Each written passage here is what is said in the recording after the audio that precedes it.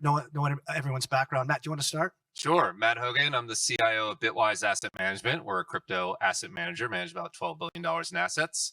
And before Bitwise, I was a ETF guy. I'm Blue Match Larry. I'm head of digital assets at Rowe Price. We're a 1.7 trillion asset manager. And before joining Rowe, I spent 25 years in emerging markets. Hi, I'm Amy Oldenburg. I'm at Morgan Stanley on the investment side of the business. I had our global emerging market equity business, and then also am involved in all of our digital asset initiatives, sit on a couple of our working groups there. Like Blue, I've been in emerging markets just for about 25 years and used to trade EMFX, and one of the ways I ended up in this space. Hi, everybody. I'm Ryan Silva. I am a partner and head of trading at Borderless Capital. We are a Web3 investment manager. There you go. Excellent.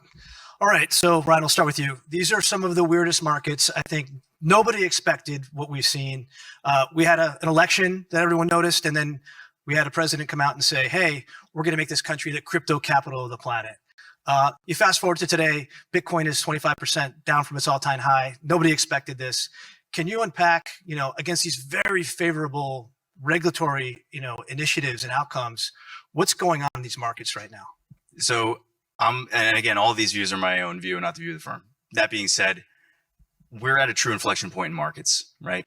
What we're seeing in terms of institutional adoption, the on-ramps into the ETFs, the tokenization that's clearly occurring across chain interoperability, these are all happening real time. There was a little bit of euphoria priced into, crypto and broadly macro assets following the election. That exuberance has kind of forcibly been, delevered and kind of unwound, but it didn't happen in a vacuum. For Bitcoin to move 20 to 25% in a 4-week period is quite normal. For the NASDAQ to move 12 to 13% in the same reference period is actually unusual. So this kind of highlights that Bitcoin and digital assets by extension have been just more institutionalized, and they're becoming more factors of macroeconomics, movements as well in macro markets. So that's a brief summary of what's going on. So this volatility is pretty profound, and I don't think traditional investors are used to this type of volatility. Like Blue, putting your traditional asset management hat on, is it too early for these types of investors? Like, how do they navigate that challenge?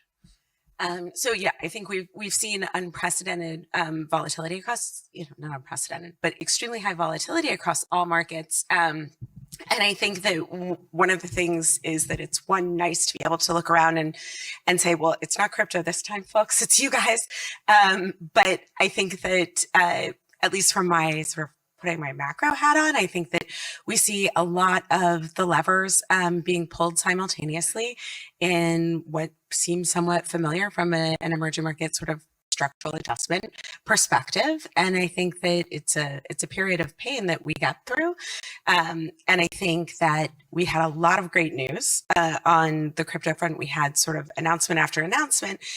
And I think that we tend to be a sector that has a hard time sitting still without constant news coming down the pike. And so we're sort of trading at the mercy of larger macro factors. So it's pretty interesting. We realized before the panel that both you and Amy have a background in EM.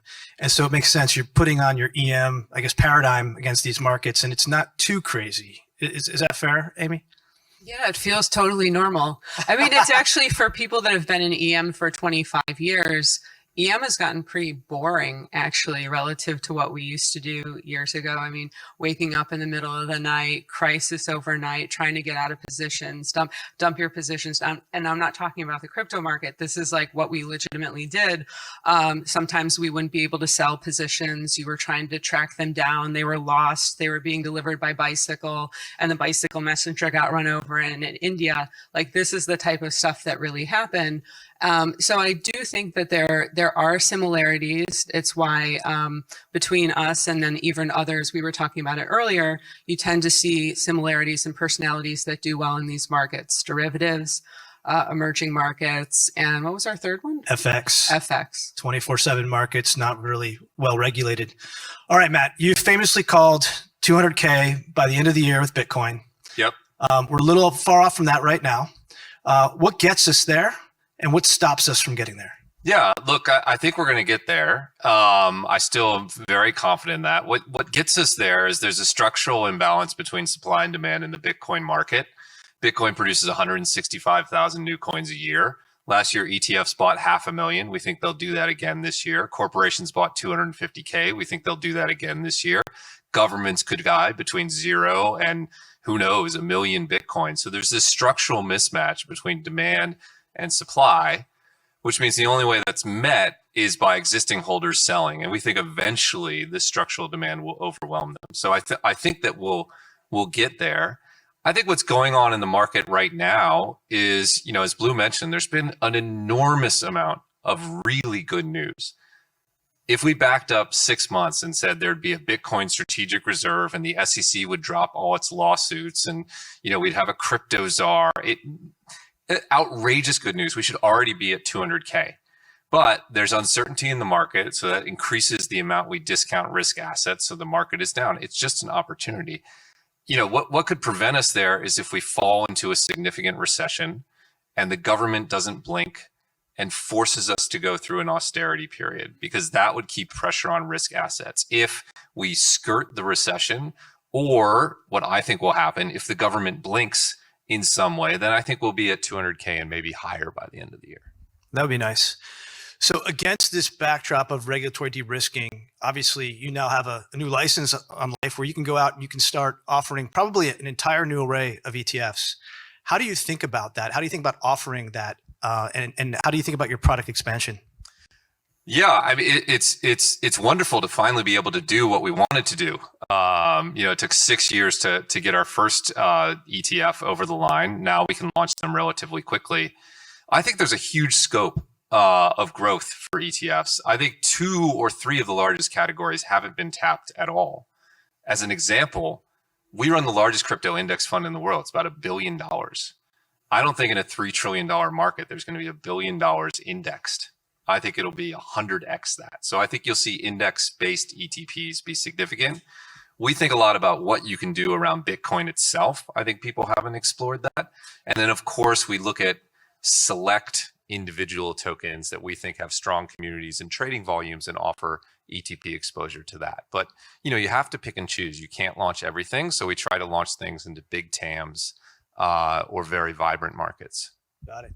And Ryan, as a trader now, you're going to have access to a number of different ways to express risk. ETFs, spot. I would still argue there's a lack of futures markets out there that I think is really hurting the market. Hopefully it's something we're going to solve here shortly. But against this backdrop with all these new products, are there new ways that you seek to express risk? Absolutely. And not only are there new ways to express risk, there is significant dispersion in the assets that you're investing in. So this cycle is, in my view, radically different than the prior cycle. Prior cycle was Fed injects $4 trillion of monetary stimulus. Every asset goes higher in price, regardless of its utility, regardless of its protocol, regardless of its revenue. Now we're seeing the kind of tide come out of it, where there is a big fundamental switch between the assets and protocols that will perform and have strong tokenomics and that have strong, revenue base versus not. So over time, I agree with you that there's going to be this dispersion. The way in which you can express that is with futures. I would say that the markets are getting more evolved there. If I told this crowd here that the CME has greater Bitcoin open interest than Binance, maybe people wouldn't believe me, but it's true. They're starting to launch Solana futures as well. The ETH futures and ETFs have obviously been approved as well.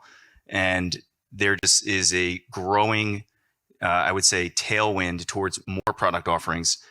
More institutions that come into the market right now as well are demanding this for risk management purposes.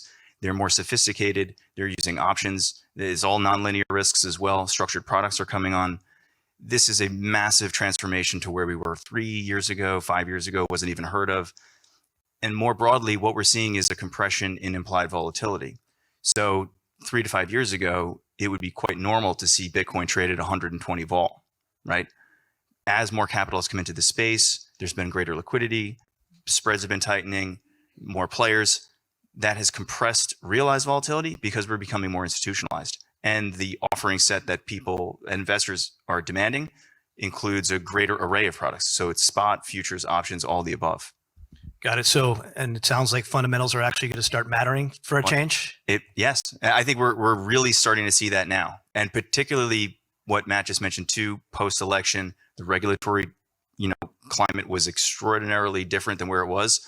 So, the lawsuits being dropped, the civil the civil lawsuits that were attacking founders are now less afraid to build what they want to build for fear of getting jailed or fined.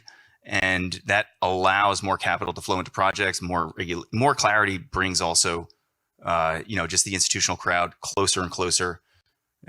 We'll go into that, I'm sure. Perfect. All right, Amy, let's talk about the banks. Everyone's favorite subject in the crypto conference.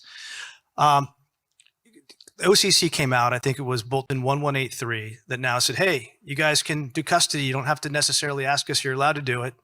You can run validator nodes, and you can also, we like stable coins again, go for it. How is that changing? How is your approach changing now to the adoption of crypto? We've seen Goldman starting, they've have a trading desk for a while. They trade NDFs. How are you thinking about it at Morgan Stanley and bringing this asset class online? So I think every step we see here, if it's OCC or some of the activity we've seen the SEC this year, it's all positive. It wakes folks up to pay a little bit more attention. But as a bank, you care most about the Fed. And we do need some things to change at the Fed too. So, I think moving in the right direction. The one thing that I would say there, just beyond regulation, I think the thing we keep thinking about is, let's just say regulation opens up and makes it a lot easier for us. We do need to be able to put the infrastructure in place to do this. And I've said this at the first permissionless years ago. I'm against ETFs. I understand they have a function. Maybe it's being an EM person. I want my liquidity 24/7. And also we have clients that want to move assets that they have and potentially bank them with us and be able to leverage all of the features that the digital asset space allows you. And an ETF still has limitations. You're not doing staking in those products. I think we're probably going to talk a little bit about, yield products, which is potential. ETFs is not solving that right now. So we need to be able to put the infrastructure in place for custodying those assets, AML, KYC, one of the most critical things. If it's any example of kind of what we have to jump through, the hoops we have to jump through on a regular basis, when we were prepping for this panel, it's very normal for any panel that I do anywhere in the world. Hey, we have a shared Google Doc. Guess what? I cannot get access to shared Google Docs because of our firewall. So if you just put that in perspective, which is like the most basic thing that everyone that has kids in here and goes to school, like your kids do everything on Google Classroom. I don't do anything. And that's because of the security architecture that we have to follow. So infrastructure for us is still a big hurdle that we're trying to navigate, even if regulation solves itself. All right. Amy doesn't like ETFs, but Matt does. Matt, what do you say to that? Well, I mean, Amy's absolutely right that long-term single spot Bitcoin ETFs shouldn't exist. I actually agree with that. The reality is right now, they're better than virtually every other alternative. You get institutional pricing, right? 20 basis points for our ETF, high liquidity, custody trading, et cetera. But long-term, yeah, it's a bridge technology. We recognize that at Bitwise. The bridge probably lasts for 30 years or something at the rate things are going, but it's not the end game for individual asset ownership. That should be direct, and ETFs will end up being index and others. But right now, it's literally the cheapest way to acquire Bitcoin in the world. Yeah, I'd probably throw a couple other things that people benefit from the ETF today. It's regulatory certainty, because it's just another security. It's operational ease, because you just press a button on your brokerage account. And then one thing that we should probably talk a little bit about more is security, right? We just had Bybit, and so I would hope that the institutional rails that you're embracing are much more secure, perhaps, than other alternatives. Yeah, I mean the core promise of an ETF has always been individual investors get to invest like the largest institutions in the world, and that means world-class security, world-class trading protocols, et cetera. Assets that never touch exchange, that are always in cold storage, and so they absolutely have that. The other really important piece is there's just a lot of money that can't buy crypto. Yeah. Right. There's 401k money and there's pensions and endowment money, and they just can't, period. End of story. And so for them, the ETF is the ultimate solution. But absolutely. I mean, right now, the quality of custody and the quality of trading in ETFs is unparalleled. And the price is cheaper than anyone of any size really can get. So it's an incredible deal. So Blue, how do you advise your clients to engage in this asset class? Is the goal ETFs make it easy? Are you looking to get them into the spot space, derivatives, NDFs? What advice do you provide? So obviously T. Rowe is an active manager. And so we would need to exist in a world that is beyond Bitcoin and Ethereum. And so we actually don't have an ETP product. We don't have any products for client use now, but apparently you can invest in the spot ETPs on our individual self-directed brokerage platform. And I was like, really? Because we should get t-shirts made saying that. So instead I'm just saying it here. But I think one of the most important things is to consider, the risk profile of the investor. So we're having it's a very different conversation if it is a retirement account, or if it is a 200 million, 1 billion endowment or pension. Those are obviously very different ways to think about both your liquidity needs over time, your risk profile, and your investment horizon. I think it's a little bit easy to sort of say, oh, this little window of percentage is great. And I have a hard time with the same percentage window is the same for everyone. My kids all have custodial Roth IRAs, and my 5-year-old is allocated very differently than this middle-aged mom with dependents, right? And it should be that way. And so I think we just really need to think about who the end investor is and what their objectives are.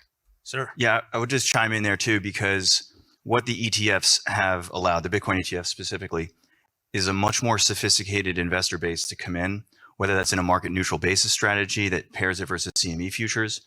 And now with Bitcoin options trading on the ETFs as well, there's a level of sophistication for hedge funds, for market makers to get more involved.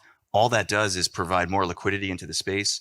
It provides tighter spreads. It is at the margin more efficiencies. So the type of participant that's come to the market now because of the ETF is amplified way beyond just the long only passive manager or long only portfolio allocation, which we can get into, but it's a much more sophisticated array, and it leads to growth across all aspects of crypto. Maybe just to add to that point too, when you have that, it allows you to just have an asset allocation discussion. And so I think that's one thing that's changed. And I know we've talked a little bit about it on the panel. Also, that it's not just this separate asset class, or hey, let me go park something over there. It's what's the right allocation? How do you think about this? What does it add to your overall portfolio that you have as an individual investor or an institution? So that's getting a lot more real, and we're trying to have more of those conversations about optimal allocation of this space, rather than like, hey, you might want to look at this and park some money over in the corner. How do tokenized products come into play? So we're starting to see a lot of real world assets. I don't say the R word because I'm a banker and I can't stand it. RWA, so it gives me the cringes. But we're seeing Coinbase is talking about tokenizing its equity. We're seeing money market funds become tokenized. How do you think about that product from an investment perspective? Would you prefer that or not prefer it? And how's that going to evolve? So I think that so what we've seen to date is that when we talk about tokenized funds, largely, at least from an asset management perspective, we talk about tokenized funds. Funds are sort of, it's twinning, right? So it exists in the real world and it exists in the tokenized world. I think no one in this room, including myself, is prepared for the unlock that happens when the underlying securities and assets are on chain. Like, what happens when our equity guys who are patting themselves on the back for T+1 are now, are quoting Netflix in Amazon, right? Like it's an extraordinary unlock when we see all of those securities come natively on chain. There's a fantastic paper, which I'm sure many of you have read, and I only recently discovered, from Andreas Park from the University of Toronto. And they modeled what would happen if you put US equity markets on an AMM.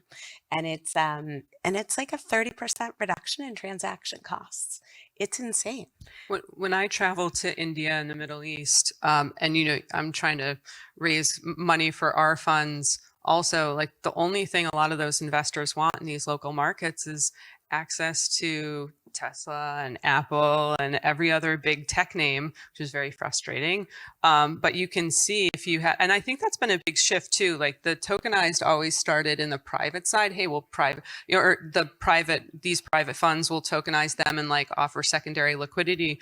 But the public equity market, I agree with you. Like, that's the big, I mean, these investors in other parts of the world are paying 30% premium just to get exposure. That's pretty nuts. Let's pivot to stablecoins. So we expect to have a stablecoin bill. I think Bo Hines just told us in the next couple of months in front of the president's desk. That's going to inject dollar liquidity on chain as well, complementing this tokenization theme. Matt, what kind of impact do you think this is going to have on markets?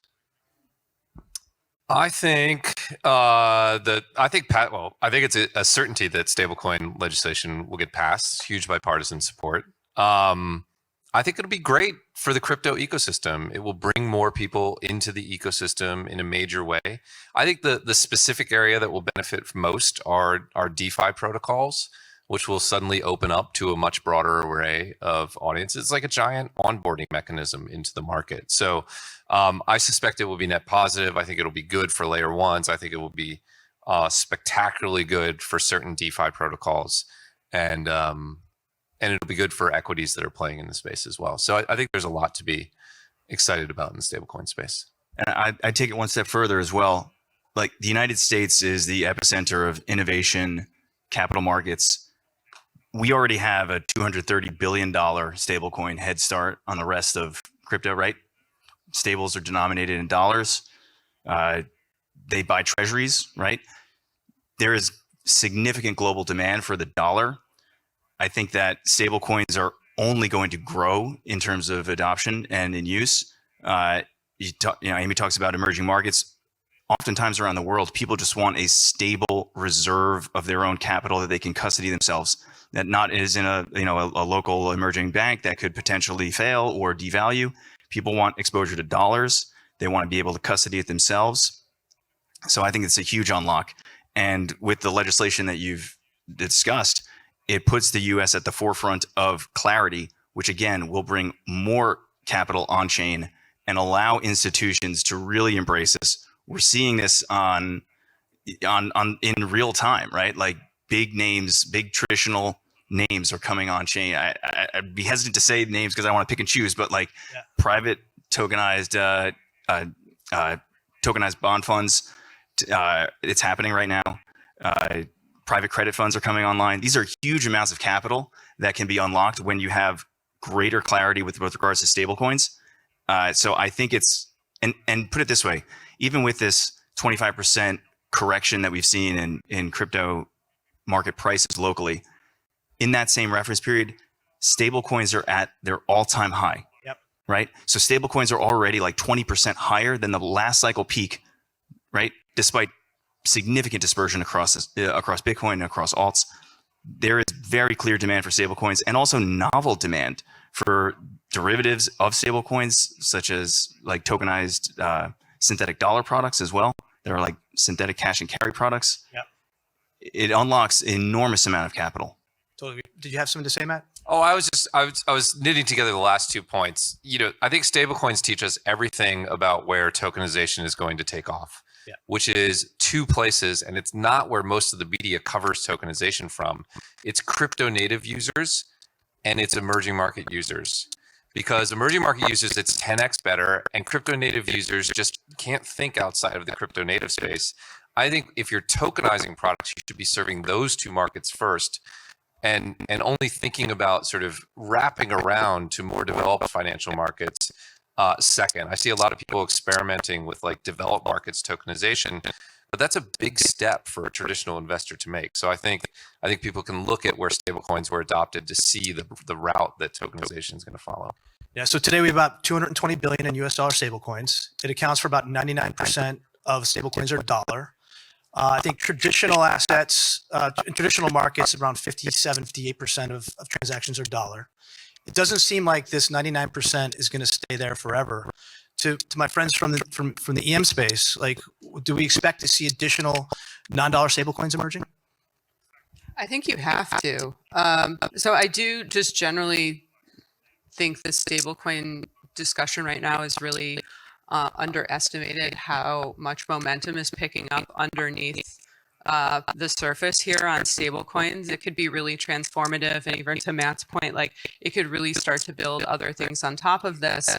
I was just having this discussion with someone the other day. It's mostly US dollar stablecoins that get all the attention, and you do need that interoperability, especially if you're going to still have to pay people in the local market.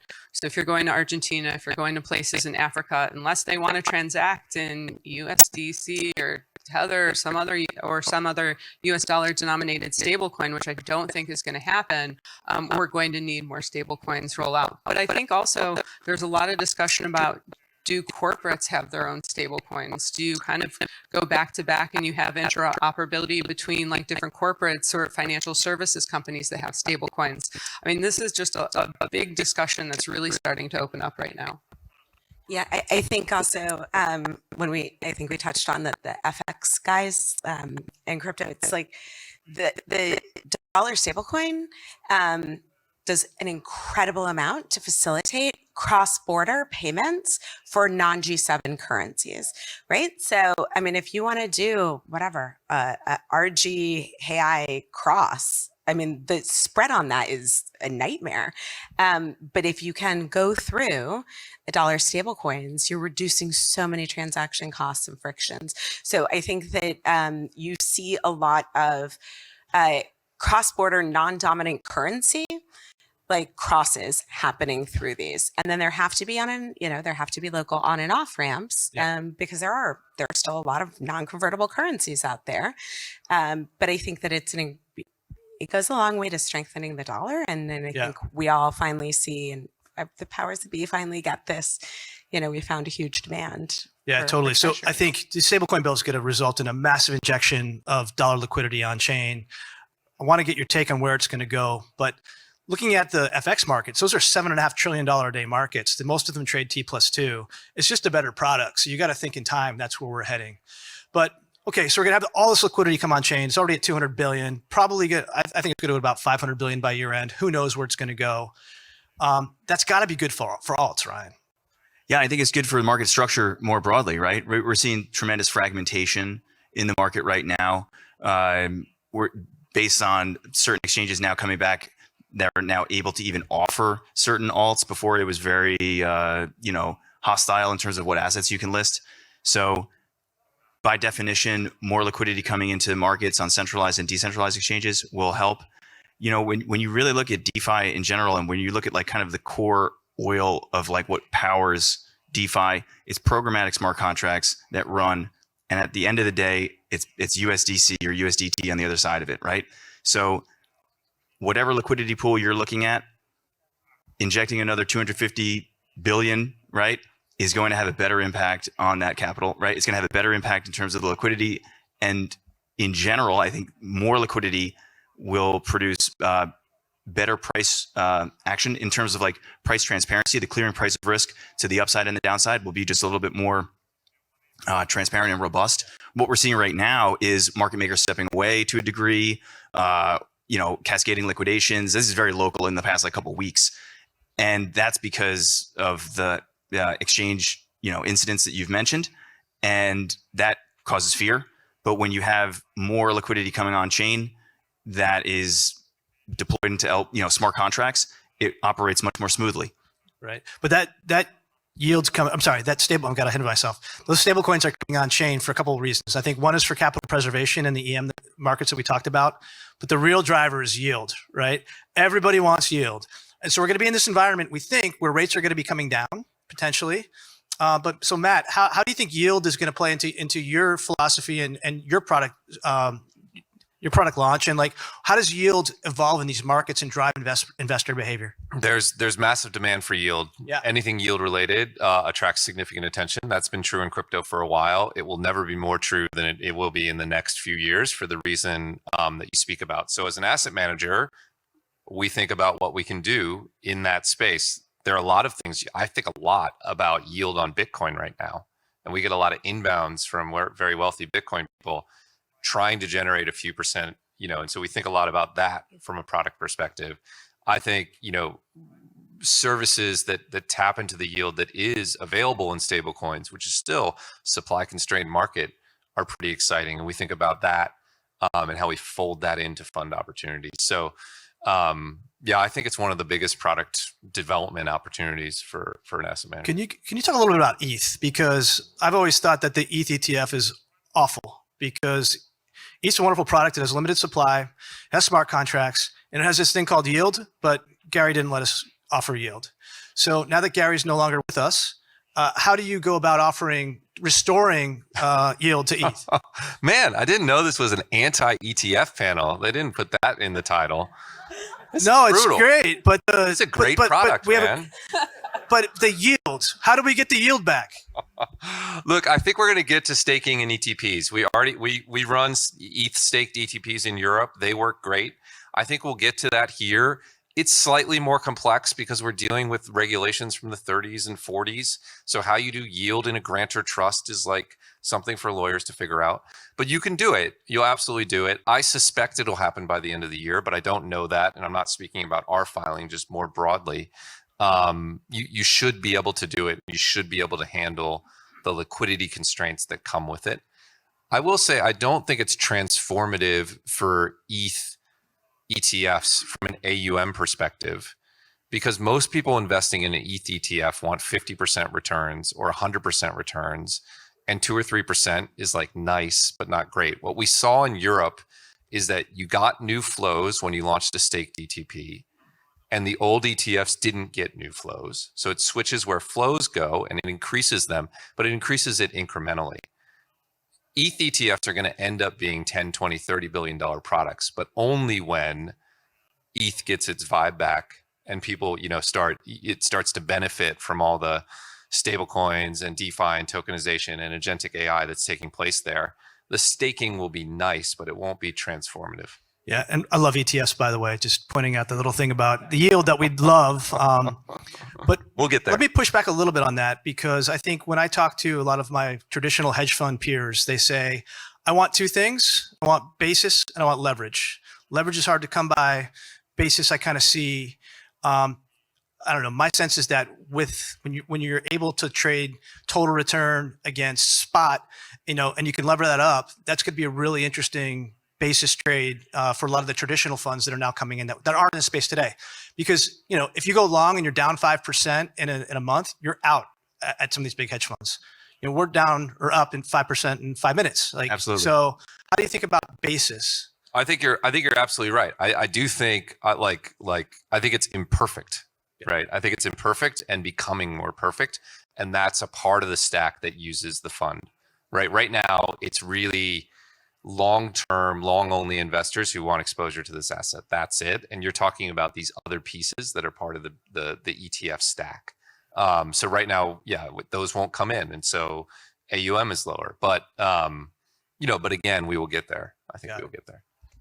I was just going to say, when you zoom out and we look at really if we were having a staking yield or not in terms of ETH ETFs, it may be a little narrow, because what we're really talking about here is the bigger zoomed out trade of our lifetime, a trade of my lifetime for sure, which is directional long exposure to digital assets. Now is, in my opinion, the only asset class that is growing on the planet that has a larger right tail than left tail, period.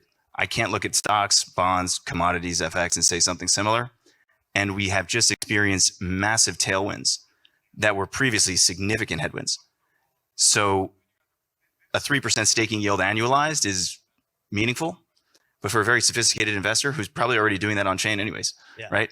The greater discussion is what is like a relatively modest amount of capital allocation from the traditional pie allocated to digital assets, and what does that do over the the long term?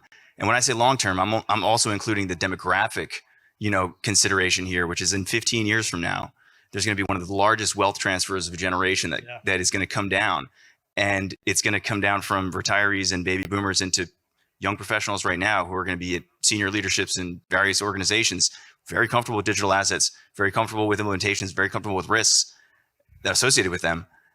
And it's going to feel and be just as seamless as what your like Web 2 experience is right now. So like zooming out, yes, the staking yield is quite important, but like it's the bigger picture is that this asset class is the only asset class that I could see that's poised for growth. Got it. All right, last question, and we're going to go back to the title of this panel, the trade of the millennium. So I think you talked about it already, Brian. It's going long tail alts. Is that what I'm hearing? Well, it's a combination of all, right? So Bitcoin is definitely going to be like the kind of gateway, if you will, into the space. Most investors get their head around that. This is now beyond a white paper. This is not an abstract thought anymore. This is actually happening. As education improves and as people get more involved, they start to learn about L1s, L2s protocols as well.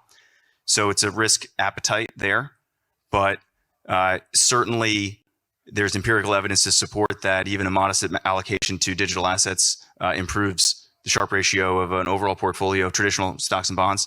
And I think that the time is not like any more clear than like now. Like, especially considering this drawdown that we've just had in markets broadly, this is a very attractive personal opportunity times right now. Good setup. Amy, what's your trade of the millennium? I mean, as an EM person, I will still always love Bitcoin. Being able to do the peer-to-peer, not having any intermediaries, being able to access 24/7. I know I will always get someone that'll tell me quantum is going to kill it, and you will be poor. That's fine.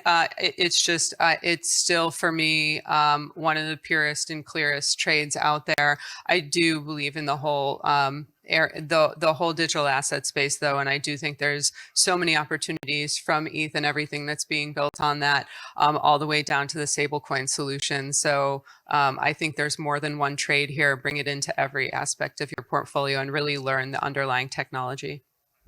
Blue.